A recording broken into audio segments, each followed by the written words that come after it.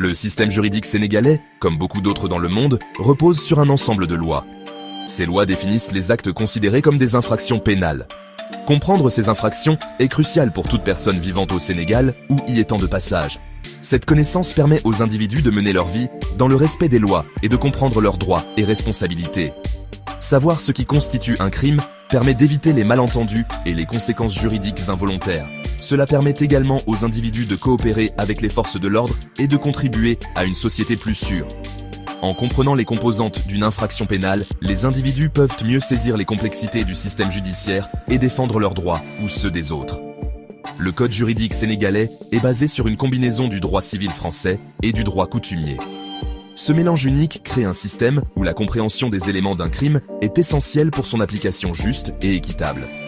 Sans une compréhension claire de ces éléments, il devient difficile de déterminer la culpabilité ou l'innocence, ce qui peut entraîner des erreurs judiciaires. En résumé, une solide compréhension des infractions pénales au Sénégal n'est pas simplement théorique. C'est un outil essentiel pour garantir la justice, promouvoir une citoyenneté responsable et contribuer à une société régie par l'état de droit. Au cœur de toute infraction pénale se trouve l'élément légal. Cet élément est essentiellement la définition juridique de l'infraction. Il décrit les actions ou omissions spécifiques qui sont interdites et punissables par la loi sénégalaise. L'élément légal garantit que les individus ne peuvent pas être punis pour des actions qui ne sont pas explicitement considérées comme criminelles. Ce principe est inscrit dans la maxime juridique « nullum crimen sine lege », signifiant « pas de crime sans loi ». Le code pénal sénégalais, ainsi que d'autres lois pertinentes, définit méticuleusement diverses infractions, allant du vol et des voies de fait à des crimes plus complexes, comme la fraude et la corruption.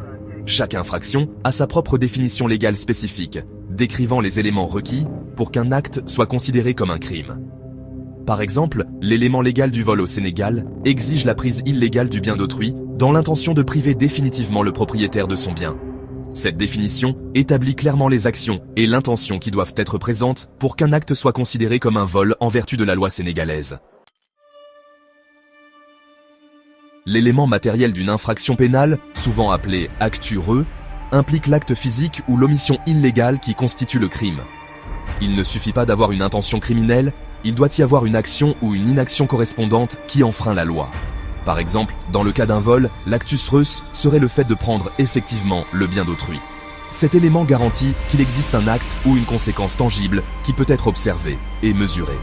Sans cet élément matériel, il serait impossible de tenir les individus responsables de leurs actions. L'élément matériel sert de pont entre la définition juridique d'un crime et les actions réelles punissables par la loi. En se concentrant sur l'acte et ses conséquences, le système judiciaire peut déterminer plus précisément la culpabilité et appliquer les sanctions appropriées. Des exemples concrets aident à illustrer l'importance de comprendre les éléments d'un crime. Prenons, par exemple, un cas de fraude. Pour prouver une fraude, il est nécessaire de démontrer qu'il y a eu un acte de tromperie destiné à obtenir un gain illégal. Sans preuve claire de l'acte de tromperie et de l'intention qui le sous-tend, il devient difficile d'établir la culpabilité. De même, dans les cas de voies de fait, l'accusation doit démontrer qu'il y a eu un acte de violence intentionnelle contre une autre personne. Ces exemples soulignent à quel point il est crucial de comprendre les éléments spécifiques qui composent chaque infraction.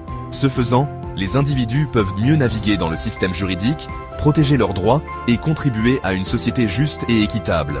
La compréhension de ces éléments permet également aux individus de reconnaître quand ils sont victimes d'un crime et de rechercher les recours juridiques appropriés. Essentiellement, une compréhension approfondie des éléments d'un crime est fondamentale pour le fonctionnement efficace du système juridique et la protection des droits individuels.